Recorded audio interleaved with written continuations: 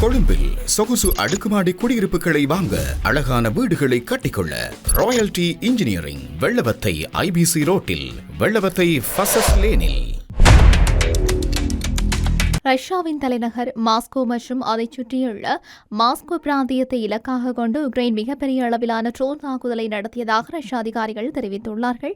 திங்கட்கிழமை மாலை தொடங்கி செவ்வாய்க்கிழமை அதிகாலை வரை நீடித்த இந்த தாக்குதலில் சுமார் 620 உக்ரைனிய ட்ரோன்கள் மாஸ்கோ பிராந்தியத்தை நோக்கி வந்ததாக மாஸ்கோ நகர மேஜர் செர்கை சோபியானின் தெரிவித்துள்ளார். இந்த தாக்குதல் கடந்த 2 ஆண்டுகளில் மாஸ்கோவை இலக்காக கொண்டு மிகப்பெரிய ட்ரோன் தாக்குதலாக இருப்பதாக ரஷ்ய அரசு செய்தி நிறுவனம் தெரிவித்துள்ளது. ரஷ்ய தலைநகரை நோக்கி ஒரே இரவில் நூற்றுக்கணக்கான ஆளில்லா விமானங்கள் அனுப்பப்பட்டதாக வெளியான தகவல் ரஷ்யா உக்ரைன் போரின் புதிய கட்டத்தை வெளிப்படுத்துவதாக பார்க்கப்படுகின்றது. போர் பெரும்பாலும் உக்ரைன் நிலப்பரப்பில் நடைபெற்றாலும் கடந்த சில ஆண்டுகளாக ரஷ்யாவின் எல்லைக்குள் அமைந்துள்ள முக்கிய நகரங்கள், தொழிற்சாலைகள், எரிசக்தி மையங்கள் மற்றும் ராணுவ தொடர்புடைய கட்டமைப்புகள் மீது உக்ரைன் நீண்ட தூர தாக்குதல்களை அதிகரித்து வருகின்றது. இந்த வரிசையில் மாஸ்கோ மீதான தற்போதைய தாக்குதல் அளவில் மிகவும் குறிப்பிடத்தக்கதாக அமைந்திருக்கின்றது. மாஸ்கோ மேஜர் சோபியானின் வெளியிட்ட தகவலின்படி ஆகஸ்ட் 17ஆம் தேதி மாலை முதல் ஆகஸ்ட் 18ஆம் தேதி அதிகாலை 5 மணி வரை மாஸ்கோ பிராந்தியத்தை நோக்கி சுமார் 620 ட்ரோன்கள் வந்துள்ளன. அவற்றில் சுமார் 180 ட்ரோன்கள் ரஷ்ய வான் பாதுகாப்பு படைகள் இடைமறித்து சுட்டு வீழ்த்தியதாக அவர் தெரிவித்துள்ளார். பின்னர் மாஸ்கோவை நோக்கி வந்த மேலும் 17 ட்ரோன்களும் அளிக்கப்பட்டதாகவும் அவர் கூறியுள்ளார். இருப்பினும் இந்த எண்ணிக்கைகள் அனைத்தும் ரஷ்ய அதிகாரிகள் வெளியிட்ட தகவல்களை அடிப்படையாக கொண்டவை என்பதையும் அவற்றை சுயாதீனமாக முழுமையாக உறுதிப்படுத்த முடியவில்லை என்பதையும் கவனத்தில் கொள்ள வேண்டும். இந்த தாக்குதல் ஒரே நேரத்தில் நடைபெற்ற ஒரு சம்பவமாக இல்லாமல் அடுத்தடுத்து பல அலைகளாக ட்ரோன்கள் மாஸ்கோவை நோக்கி வந்ததாக சோபியானின் தெரிவித்துள்ளார். இதனால் ரஷ்ய வான் பாதுகாப்பு அமைப்புகள் தொடர்ந்து செயல்பட வேண்டிய சூழ்நிலை ஏற்பட்டது.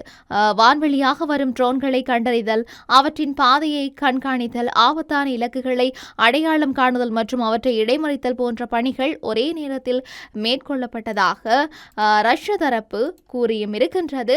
மாஸ்கோவின் வான் பாதுகாப்பு அமைப்புகள் செயல்பட்டுக் கொண்டிருந்த நேரத்தில் நகரத்தின் விமான நிலையங்களிலும் பாதுகாப்பு நடவடிக்கைகள் மேற்கொள்ளப்பட்டன. ட்ரோன் தாக்குதலின் போது விமான போக்குவரத்து பாதிக்கக்கூடியதால் பயணிகள் விமானங்களின் பாதுகாப்பை உறுதி செய்வதற்காக விமான நிலையங்களில் தற்காலிக கட்டுப்பாடுகள் விதிக்கப்பட்டதாக தகவல்கள் வெளியாகியும் இருக்கின்றன. இதுபோன்ற கட்டுப்பாடுகள் மாஸ்கோ போன்ற மிகப்பெரிய நகரத்தின் போக்குவரத்து மற்றும் பொருளாதார நடவடிக்கைகளில் உடனடி தாக்கத்தை ஏற்படுத்தக்கூடியவை.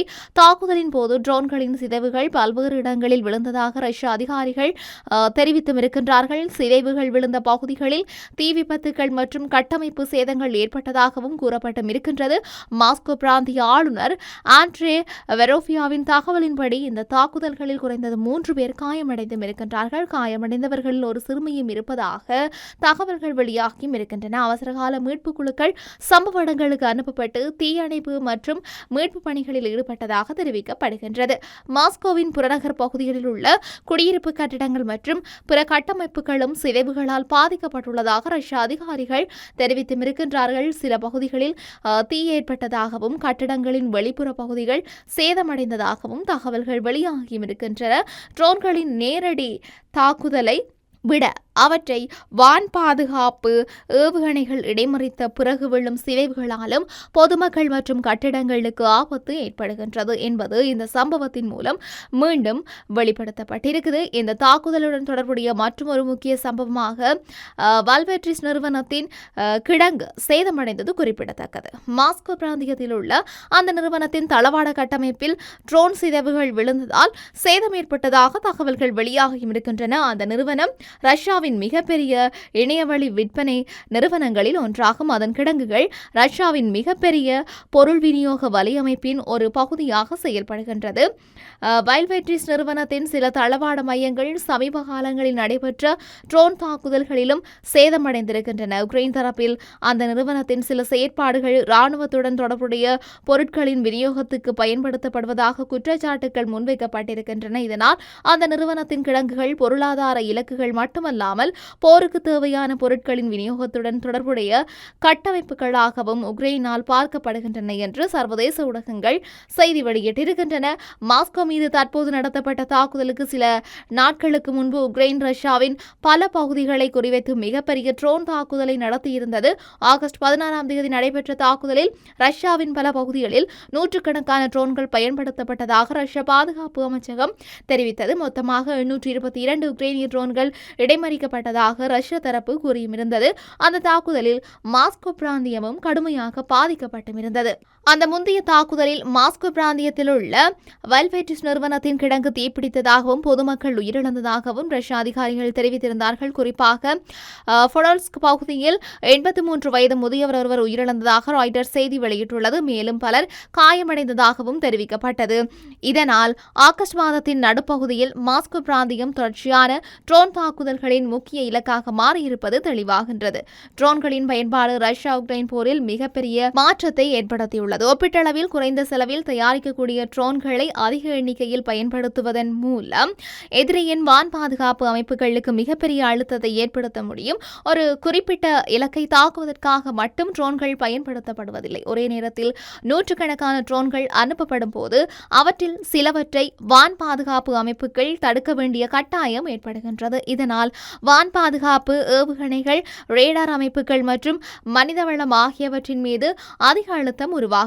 இதன் பின்னணியில் உக்ரைனின் நீண்ட தூர தாக்குதல் திறன் வேகமாக வளர்ந்து வருவது முக்கியமானதாக பார்க்கப்படுகின்றது. உக்ரைன் உள்நாட்டிலேயே பல்வேறு வகையான நீண்ட தூர ட்ரோன்களை உருவாக்கி வருகின்றது. இவை ரஷ்ய எல்லைக்குள் ஆழமாக சென்று குறிப்பிட்ட இலக்குகளை தாக்கும் வகையில் வடிவமைக்கப்படுகின்றன. ராணுவ உற்பத்தி மையங்கள், எரிபொருள் சேமிப்பு நிலையங்கள், எண்ணெய் சுத்திகரிப்பு நிலையங்கள், கிடங்குகள் மற்றும் தளவாட மையங்கள் போன்றவை இத்தகைய தாக்குதல்களின் இலக்குகளாக மாறியிருக்கின்றமையும் இங்கு குறிப்பிடத்தக்க ஒரு விடயமாக இருக்கின்றது. உக்ரைனின் இந்த தாக்குதல்களுக்கு பின்னால் ராணுவ நோக்கங்களுடன் பொருளாதார நோக்கங்களும் இருப்பதாக பாதுகாப்பு ஆய்வாளர்கள் கருதுகின்றார்கள். ரஷ்யாவின் உள்நாட்டு தொழில்துறை மற்றும் விநியோக சங்கிலியை பாதிப்பதன் மூலம் போருக்கான அதன் வளங்களை குறைக்க முயற்சிப்பதே உக்ரைனின் நீண்ட தூர தாக்குதல்களின் முக்கிய நோக்கங்களில் ஒன்றாக இருக்கலாம். அதே நேரத்தில் மாஸ்கோ போன்ற அரசியல் முக்கியத்துவம் வாய்ந்த நகரங்களை தொடர்ந்து அச்சுறுத்துவதன் மூலம் ரஷ்ய மக்களிடையே போரின் தாக்கம் குறித்த உணர்வையும் அதிகரிக்க முடியும். மாஸ்கோ மீது நடத்தப்படும் ட்ரோன் தாக்குதல்களுக்கு மற்றொரு முக்கியமான தாக்கமும் இருக்கின்றது. ரஷ்யாவின் தலைநகரம் நாட்டின் அரசியல் நிர்வாகம் மற்றும் பொருளாதார மையமாக இருப்பதால் அங்கு தொடர்ந்து வான்வழி அச்சுறுத்தல்கள் ஏற்படுவது ரஷ்யாவின் பாதுகாப்பு அமைப்புகள் குறித்த கேள்விகளை எழுப்புகின்றது.